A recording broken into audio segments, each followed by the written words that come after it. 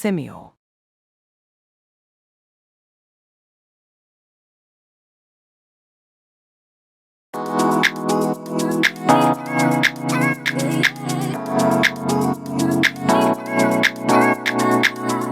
ये है bullet train project का Vapi high speed rail station. Mumbai से देखे तो 5वां स्टेशन और एलिवेटेड पार्ट में देखे तो मुंबई का स्टेशन अंडरग्राउंड रहेगा, तो ये चौथा एलिवेटेड स्टेशन रहेगा।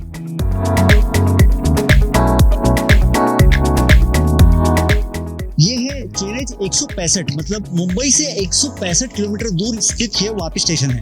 एक्चुअल अगर वेस्टर्न रेलवे के वापी स्टेशन से देखे तो अभी के रोड कनेक्शंस के हिसाब से अभी 7 किलोमीटर का डिफरेंस है।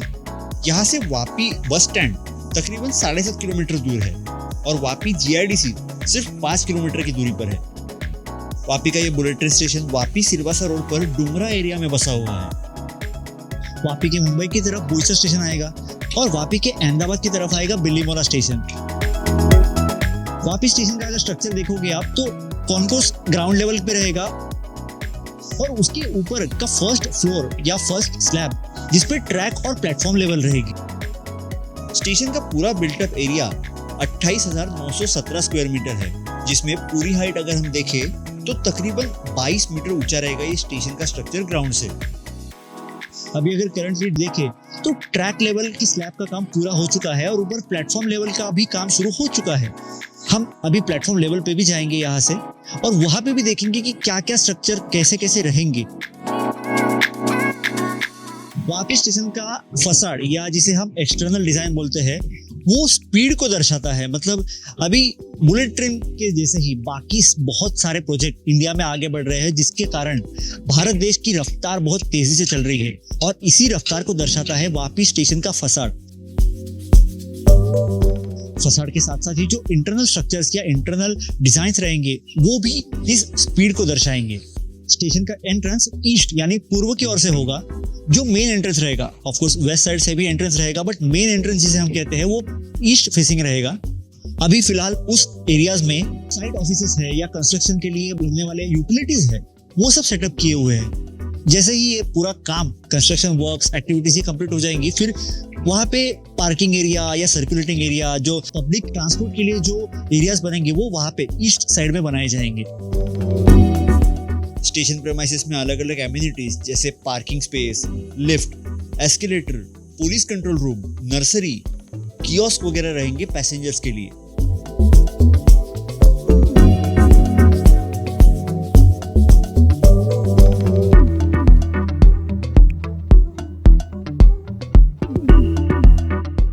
वापी स्टेशन का कॉन्कोर्स ग्राउंड लेवल पे ही रहेगा, मतलब इसके लिए अलग से स्लैब या वो कुछ स्ट्रक्चर बनाने की जरूरत नहीं पड़ेगी।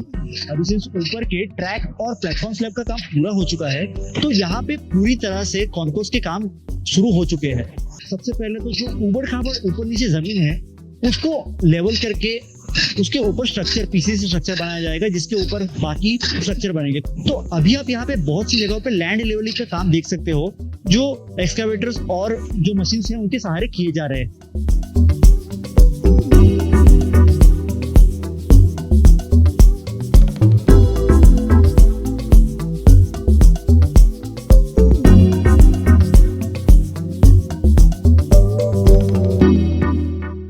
यहाँ से हम बढ़ेंगे प्लेटफॉर्म लेवल पे।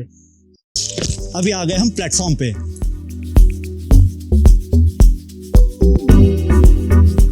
कॉन्कोर्स लेवल से प्लेटफॉर्म पे आने के लिए आपको मल्टीपल ऑप्शंस मिलेंगे, जो ऑब्वियसली जो हर स्टेशन पे रहते हैं मेट्रो के, जो ऑफकोर्स मैनुअल स्टेयर्स हो गई, फिर हो गए एस्केलेटर और एलिवेटर मतलब लिफ्ट। तो ये बहुत सी जगहों पे यहाँ पे अभी अगर आप देखोगे तो वो पोर्टल्स रखे जा चुके हैं जहाँ पे बाद में फ्यूचर में लिफ्ट एस्केलेटर्स का इंस्टॉलेशन होगा, और बहुत सी जगहों पे स्टेयर्स का इंस्टॉलेशन अभी शुरू है, जो नीचे से आपको कॉन्कोर्स लेवल से प्लेटफॉर्म पे लेके आएंगे। अगर वापी स्टेशन का प्लेटफॉर्म या ऑलमोस्ट सभी स्टेशन के जो बुलेट ट्रेन प्रोजेक्ट में बनेंगे उनके अगर प्लेटफॉर्म आप देखोगे तो यूजुअली जैसे मेट्रो स्टेशन के प्लेटफॉर्म रहते हैं वैसे ही रहेंगे। यहाँ पे प्लेटफॉर्म पूरा सर्कुलेटिंग एरिया मिलेगा, यहाँ पे कोई कमर्शियल आउटलेट वगैरह नहीं रहेगा, वो सब रहेगा कॉन्कोर्स में नीचे। यहाँ पे सिर्फ पैसेंजर वेटिंग एरिया रहेगा या फिर सर्कुलेटिंग एरिया, जो लोग ट्रेन के लिए वेट करेंगे, जब भी ट्रेन आएगी तभी आपको यहाँ पे आना है। तो ये हम जब भी खड़े हैं ये हॉल्ट लाइन के बाजू में रहेगा प्लेटफॉर्म, वैसे ही ये रहेगा हमारा टुवर्ड्स अहमदाबाद वाला प्लेटफॉर्म, और जो बाजू में रहेगा वो है टुवर्ड्स मुंबई वाला। जो ट्रस स्ट्रक्चर है रूफ का वो लगाया जा चुका है, अभी रूफ के शीट लगाए जाने बाकी है। अभी यहाँ पे जो रूफ का ट्रस स्ट्रक्चर बनाया गया है उसे पूरी तरह से रूफ शीट से कवर नहीं किया जाएगा। जो सेंट्रल पार्ट है मेन लाइन के ऊपर का उसे ओपन रखा जाएगा।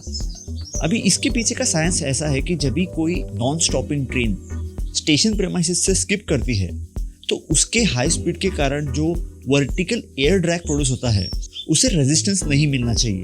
हालांकि इससे ट्रेन को या उसके स्पीड को कुछ फर्क नहीं पड़ेगा, लेकिन अगर उस एरिया में ऊपर रूफ शीटिंग रही तो उस वर्टिकल एयर ड्रैग के कारण जो फोर्सेस एग्जर्ट होंगे उससे उन शीट्स को डैमेज होने के चांसेस रहते हैं। इसलिए यूजुअली हम देखेंगे तो जापानीज हाई स्पीड रेल के स्टेशन के स्ट्रक्चर्स में भी जो सेंट्रल पार्ट है वो ओपन रखा जाता है। ऑफ कोर्स स्ट्रक्चरल इंटीग्रिटी के लिए जो ट्रस स्ट्रक्चर है वो पूरी तरह से बनाया जाता है सो एज दोनों साइड के स्ट्रक्चर को एक दूसरे का एक ट्रायंगुलर सपोर्ट मिले।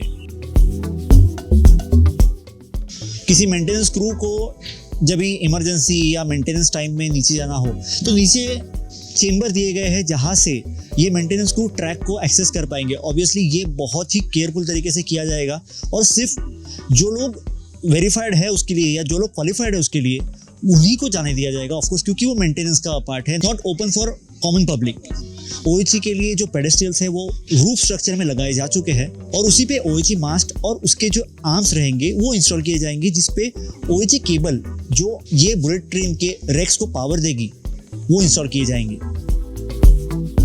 तो अभी चलते हैं हम ट्रैक लेवल पे। ये है हमारा ट्रैक लेवल।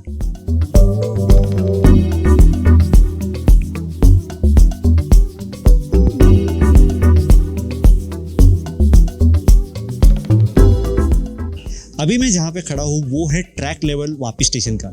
ये जो आप रॉड्स देख रहे हो इसके ऊपर ट्रैक बेड, उसके ऊपर जे स्लैब और उसके ऊपर ट्रैक बनेगी। एक्चुअल में अभी देखोगे तो यहाँ पे ये हॉल्ट लाइन होगी, दो बीच में मेन लाइन होगी।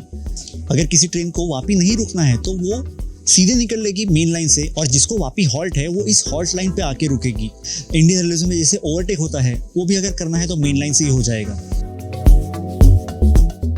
ऑफ कोर्स जब ही ये ओपन हो जाएगा तभी यहाँ पे कोई आ नहीं पाएगा, क्योंकि ये सिर्फ मेंटेनेंस और सेफ्टी या इमरजेंसी पर्पसेस के लिए ही एक्सेसिबल रहेगा। वापी स्टेशन का स्ट्रक्चरल काम ऑलमोस्ट पूरा हो गया है, बट किसी भी स्ट्रक्चर में फिनिशिंग में सबसे ज़्यादा टाइम जाता है।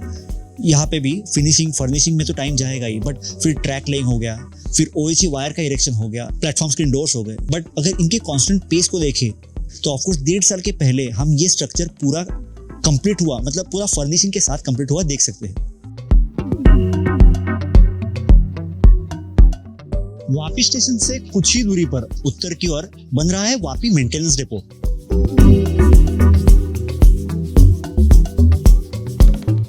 ऐसे टोटल 5 मेंटेनेंस डिपो पूरे कॉरिडोर में बनाए जाएंगे, जिसमें एक महाराष्ट्र में भी रहेगा जो बोईसर के आगे रहेगा।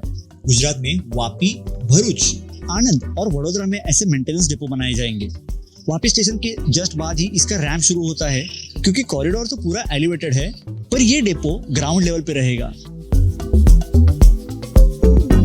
वापी मेंटेनेंस डिपो में अभी हम देख पाएंगे कि 2 स्टेबलिंग लाइन और 4 पिट लाइन का लेआउट हम यहाँ पे देख पाएंगे और एग्जैक्टली बाजू से गुजरता है जो मेन कॉरिडोर है। अभी इन मेंटेनेंस डिपो पे क्या होगा? अभी फॉर एग्जांपल अगर हम इंडियन रेलवे से कंपेयर करें जहां पर OHE मेंटेनेंस वैन को रखा जाता है, वैसे ही ट्रैक मेंटेनेंस व्हीकल हो गए या एक्सीडेंट रिलीफ ट्रेन हो गए। और अगर जापान के इक्विवेलेंट में देखें तो जैसे उनके हाई स्पीड रेल कॉरिडोर पर जैसे डॉक्टर येलो एक मेंटेनेंस व्हीकल है, वैसे Mumbai Ahmedabad high speed rail के लिए भी इन जैसे डिपार्टमेंटल व्हीकल्स को रखने के लिए जो उनके होम डेपो रहते हैं उनका काम करेंगे ये मेंटेनेंस डेपो। मतलब यहाँ पर उन मेंटेनेंस या डिपार्टमेंटल व्हीकल्स को होम किया जाएगा।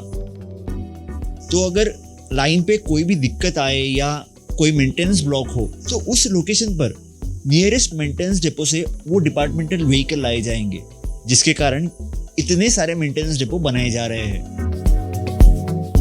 मेंटेनेंस डिपो के शेड के अंदर हम देखेंगे तो लिफ्टिंग के लिए कुछ गैंट्री क्रेन्स लगाई जाएंगी। अभी बहुत से लोगों को डाउट है कि शिनकानसेन रेक आएगी या नहीं। इस प्रोजेक्ट पे वही रैक से कमर्शियल ऑपरेशन चलाए जाएंगे। जो दूसरे रैक है वो इंडियन रेलवेज की तरफ से बनाए जाने वाले रैक है, जो ऑब्वियसली इस ट्रैक पे टेस्ट किए जाएंगे क्योंकि यही सूटेबल ट्रैक है। क्योंकि वो जो हाई स्पीड रैक्स है वो भी स्टैंडर्ड गेज के बनेंगे 1435 mm वाले। तो स्टैंडर्ड गेज के हाई स्पीड ट्रैक अभी हमारे पास कोई है नहीं इस प्रोजेक्ट के अलावा। तो उन रैक्स का टेस्टिंग भले ही इस प्रोजेक्ट पे होगा, लेकिन ये प्रोजेक्ट पे कमर्शियली शिनकानसेन E5 रैक ही चलेंगे।